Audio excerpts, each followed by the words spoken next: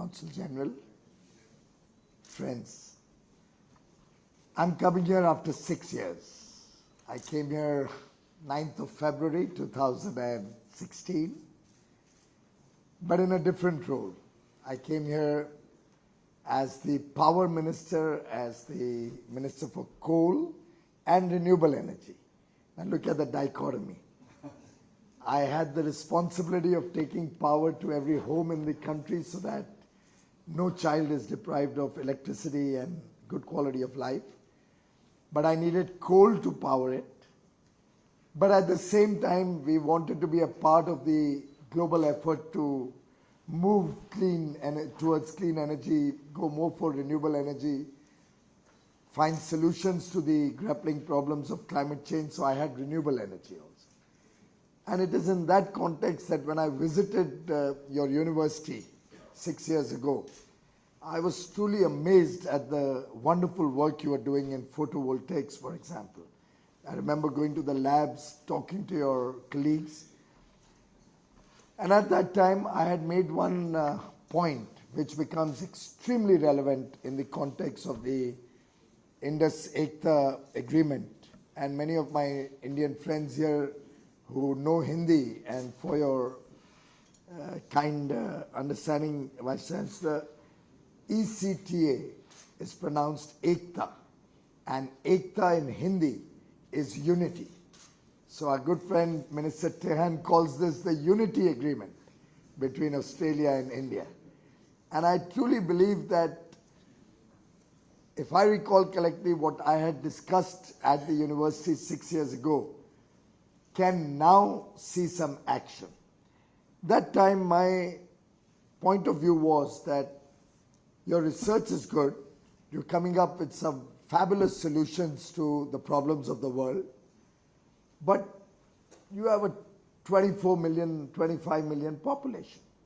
The demand, the scale at which you can engage, the scale at which you can produce, manufacture, market in your country is small.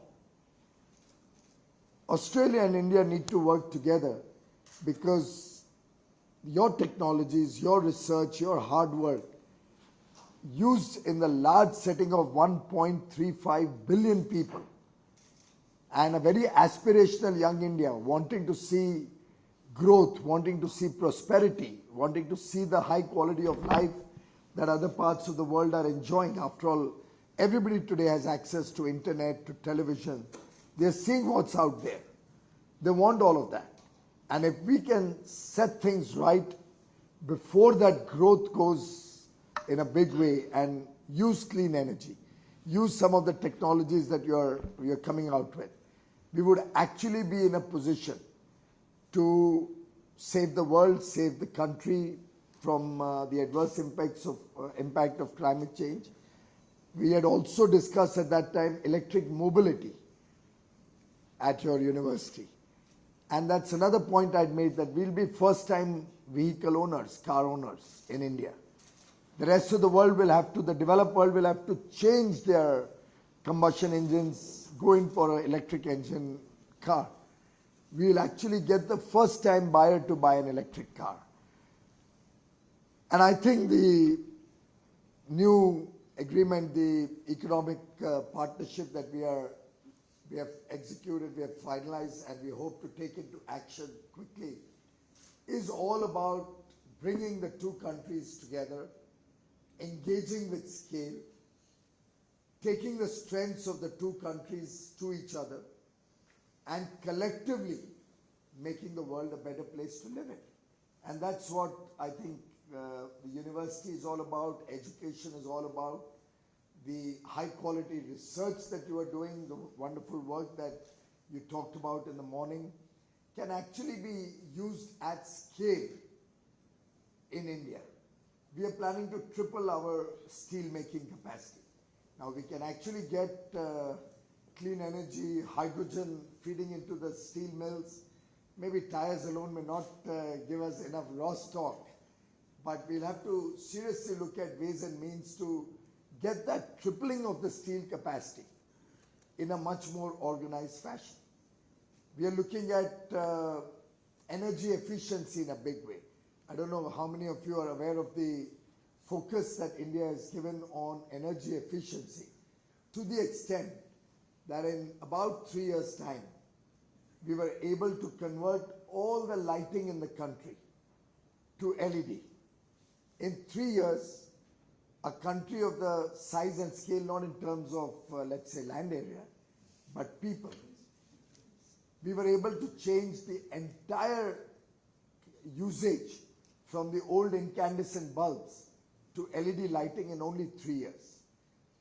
And that one program actually changed the entire globe's thinking about LED lighting and energy efficiency. And why I say that is that I remember we used to buy these LED bulbs in India at about 400, 500 Indian rupees. So let's say about 8 or 9 US dollars. But the sheer scale, we moved from 600,000 bulbs, LED bulbs per day, per year. India used to use about 600,000 LED bulbs in a year before 2014. By 2016, we were selling 600,000 LED bulbs every day. The program moved the scale about 400 times, and the cost came down by 85%, thereby making it so much affordable that today if you wanted an incandescent bulb, you'd actually have to go to an antique store. It's no more available on the stores, in the shelf. I'm saying this because a lot of the good work that researchers come out with does not get that kind of scale, that kind of opportunity to operationalize. And therefore, engagement between two like-minded countries with shared interests of democracy, rule of law, transparency, is a natural partnership. And this natural partnership can truly transform the lives of the people of Australia, the lives of the people of India. With that scale, we can make medical care more affordable. With that scale, we can make technology come to serve larger numbers of people, manufactured at scale, using the talent that we have in both countries, possibly the talent in Australia coming up with game-changing research, the talent in India helping you to manufacture that at scale, to use that at scale, serving a large section of society in the world, and from there, taking it to the rest of the world. And I do believe that such partnerships are important for the world as we increase our strategic engagement between Australia and India, looking at the concerns that all of us see around us, as we look at our Quad getting stronger, as we look at our supply chains becoming more resilient. I think education will act as a bridge between the two nations, will help us reach out to earn the hearts of the people of the two countries. Education has always been an important element of our partnership. We have over 100,000 students in Australia. I believe the University of New South Wales plans to expand your India outreach through your collaborations with NIT and VIT and Manipal Institute of Technology. I believe you have a 4,000 student plan by 2025, Indian students. I want to raise serious objections to that. Why not 40,000? In the post-COVID world, and we've learned so many lessons, and I hope the last thing to go will be these masks. I'm finding it important that we get back to engage with each other. It's important, it's good to be back into the university precinct, because really I think beyond the stage, and you said you do research on psychology, I'm sure the psychiatrists must be telling you that any more of this and we're going to have a world full of crazy people. But it's important that we are getting back, we're getting the human connect back into our work. We're getting back into action on the ground, because I believe that while we have learnt a lot of things from COVID, we've unlearned a lot of issues also. After all, education went on through video conferencing, through Zoom calls, through online training. But at the same time, it was not a complete education. But what I can see before me in the years to come is going to be more and more of hybrid working. And I have some institutes in India under me. We have a National Institute of Fashion Technology. We have a National Institute of Design, an institute which teaches students about foreign trade. And I've told all of them that they have to look at scaling up at least 10x all the work that they're doing. Because I believe that in this new age world, when the demand for high quality education is so high, when universities such as the University of New South Wales, with alumni like Prime Minister Scott Morrison himself, have a role to play in shaping the destiny of countries in the future. And therefore, the few hundred or a few thousand students won't be enough. We'll have to look at many more, gaining from the rich knowledge that you impart over here.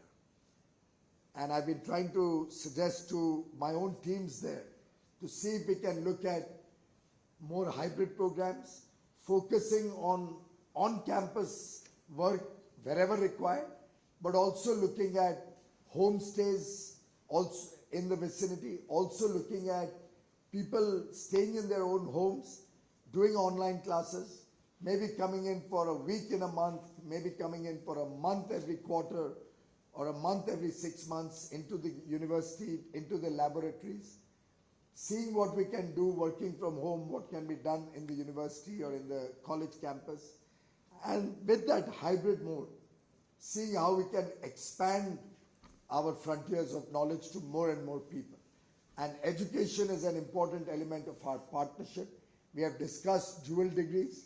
We have discussed collaborations between universities in Australia and India so that we can have joint programs, maybe Australian students also coming down to India, exploring the rich culture and tradition and heritage and offerings that we have in India. In fact, scale sometimes helps in getting better outcomes. I remember there was a time that if somebody felt sick and you had a choice between going to a government hospital or to a very high quality, high class private hospital, very often smart people chose the government hospital because the private hospital, the doctor would have probably treated 2 or 3 patients in a day. High paying, rich, 4 patients in a day. In the government hospital, the doctor would have engaged with probably 50 patients in a day. The length, his knowledge span would be far more. His understanding of a variety of problems would be far more. And I think the same would go for research. Your research, when tested at scale, will help you come up with enduring solutions, long-term, good ideas, good ways of making it commercially viable. And therefore, if I may venture to suggest that let's take this India-Australia partnership in education to greater heights so that as Ekta looks at commerce, it should also look at education. And collectively, we look at technology empowering us towards action. So education and commerce, engaging with technology in action is the way forward. That's ECTA for you. And therefore, I invite the university to expand its footprints with India, expand its research jointly with India. I hope we can, in the future, see many, many more Indian students gaining from the rich quality of education that you impart. I also would like to see many more Australian students getting a piece of the action, a piece of the knowledge that we have to offer in India. Very, very high quality institutes of technology, management schools, design schools, schools which come up with some of the best chartered accountants I'm a chartered accountant, so I'm trying to make a pitch for some very good law schools, which also I attended. And I think collectively, we can truly become the fulcrum around which Indus Ekta can then expand our frontiers of commerce, trade, making the two nations come closer together, bringing our people closer to each other, and helping shape the destiny of the world in the future. Thank you very much.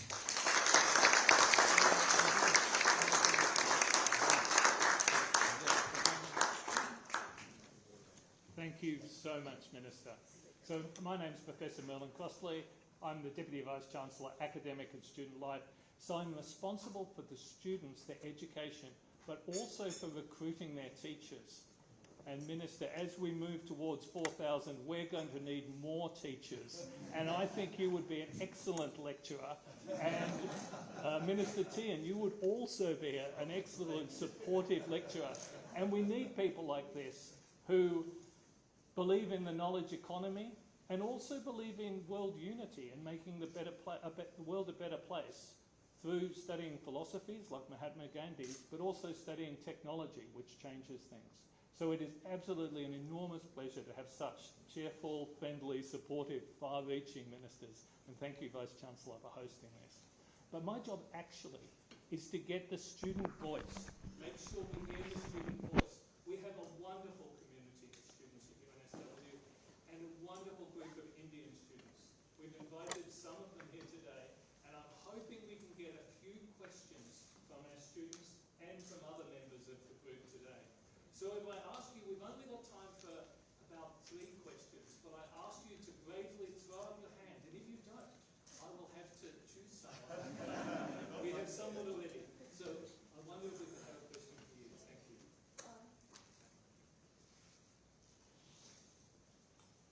Hi everyone, good morning, namaste. So congratulations on the signing of Indus Ekta. I'm sure it will bring together a lot, both the countries. And so my question is related to the education sector that we focused on.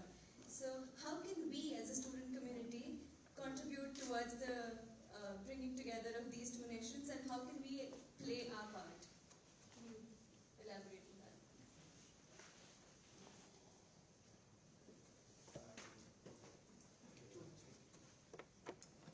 Well, I think students are ambassadors of knowledge and ambassadors of goodwill between two nations. So each one of you who has come to Australia really represents the country here.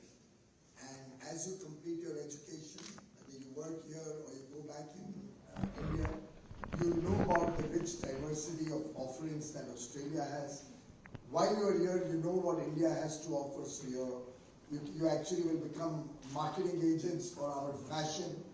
You'll be marketing so many things that India has to offer in terms of pharmacy. We call the pharmacy of the world.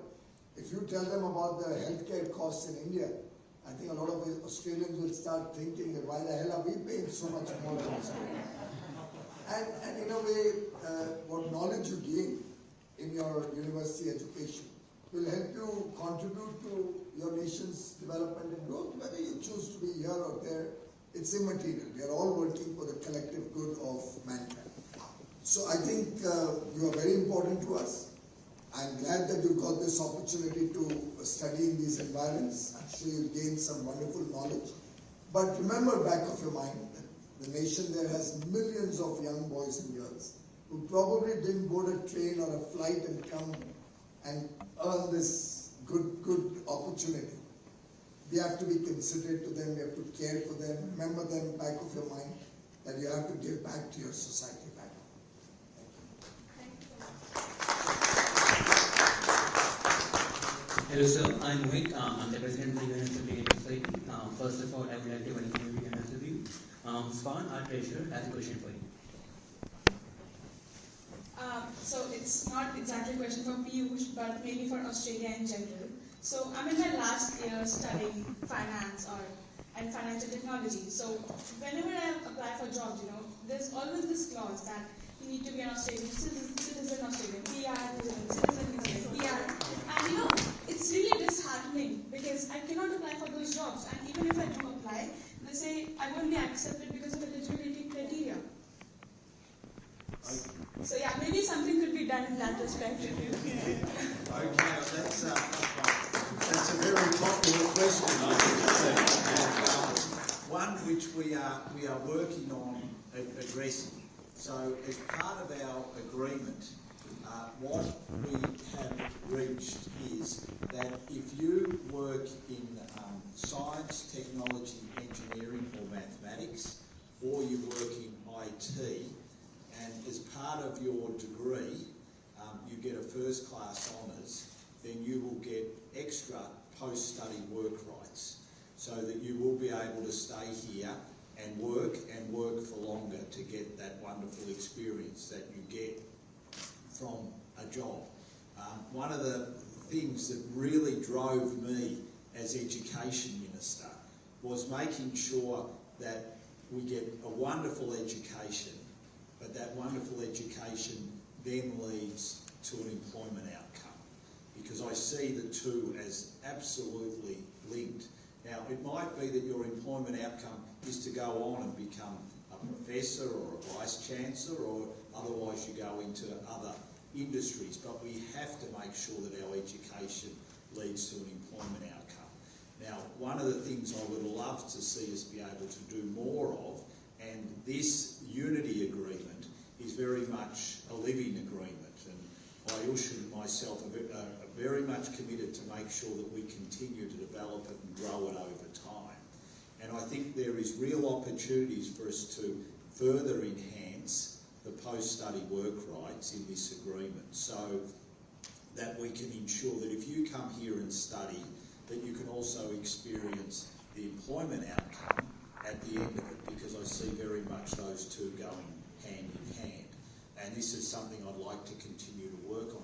Like I would like to see Australian students being able to go to India and to study there and to get employment outcomes and experience in India, so that they can get the knowledge of what it's like working in a country of 1.135 billion people, because that brings wonderful skills with it itself. One of the great privileges that I had was to work overseas.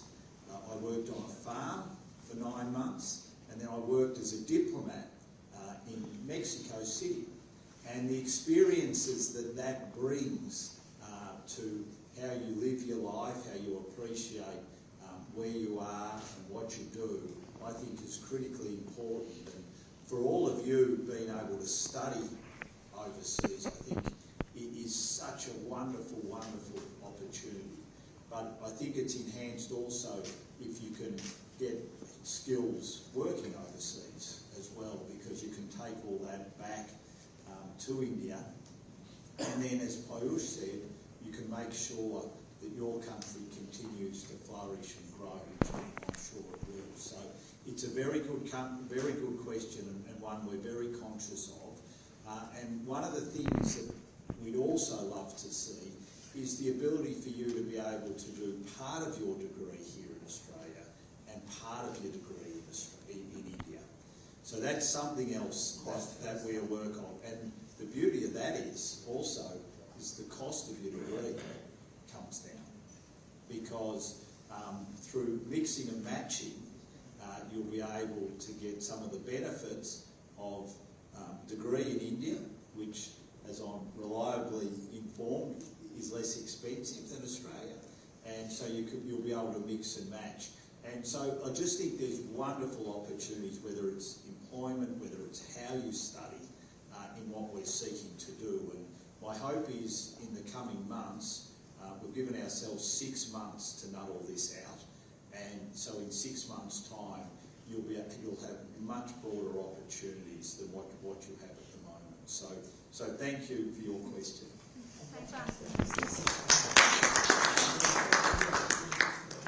Yeah, absolutely. As Piyush has said, as all that expands, will open up more opportunities.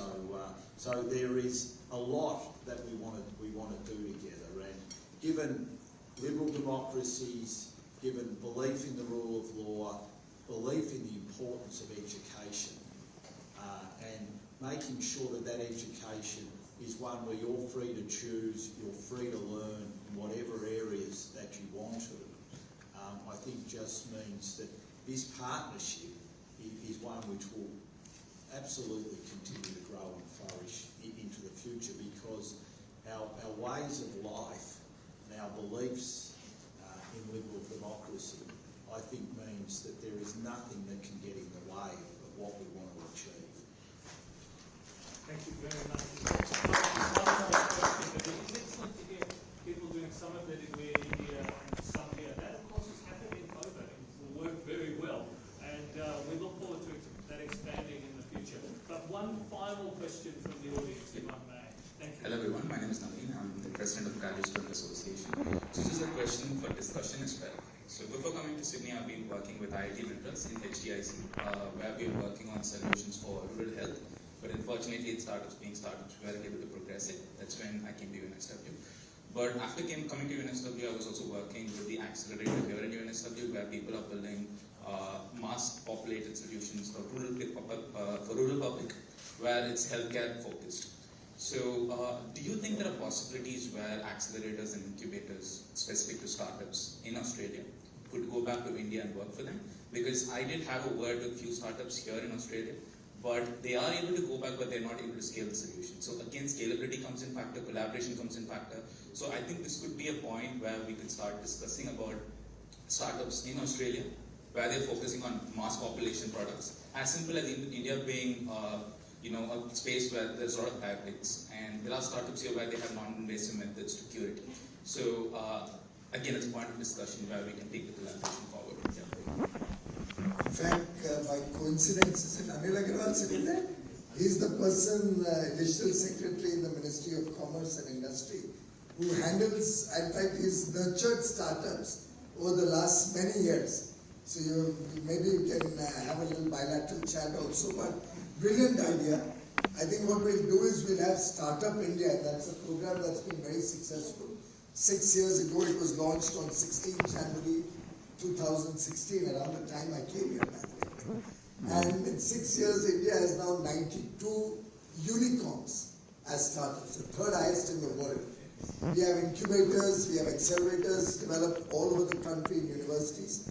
Maybe a good idea, Anil, when we get back, to see how we can have some kind of an engagement with the Australian startup ecosystem and see if we can engage the two in dialogue and conversations, understanding each other. And that's where what point I said about scale, and he's actually only supplementing that.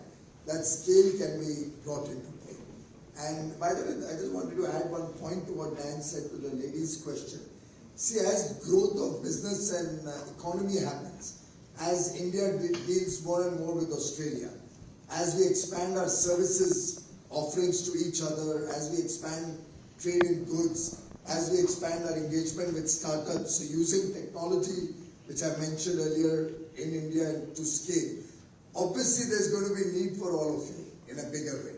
People who understand Australia, who understand the way of working here. So I think as trade and economy expands, the opportunities for students also naturally expand. And that's what we have aimed for. And education is an important element of both our current engagement with Australia and our planned future engagement. But startups should also become a part of this, and Anilji will take this forward and look at what the ecosystem here, who looks after it, must be largely driven by some society or some independent body possibly. But we talk to him and let's see how we can bring them closer. Thank you.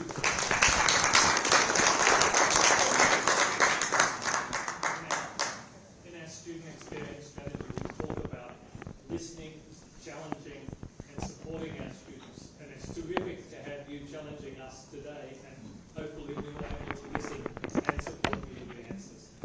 So this has been a terrific event. I'd now like to call on my Vice Chancellor back to the podium.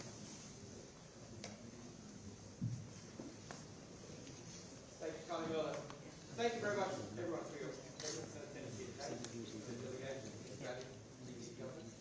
Thank you, Minister. You're a very inspirational report around education, around the nature of operation going forward. And I was reflecting as you gave your talk about taking out 4,000 from I can feel the make all over now, and turning it into 40,000. And I don't think that that's unreasonable. You talked about it.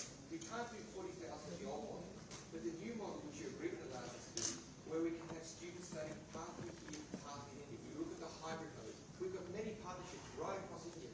If we expand those partnerships, high quality institutions, I don't think the 40,000 is going to reach that all. So let me think, that'll be one of my tasks. Going forward. But again, everybody, thank you very much.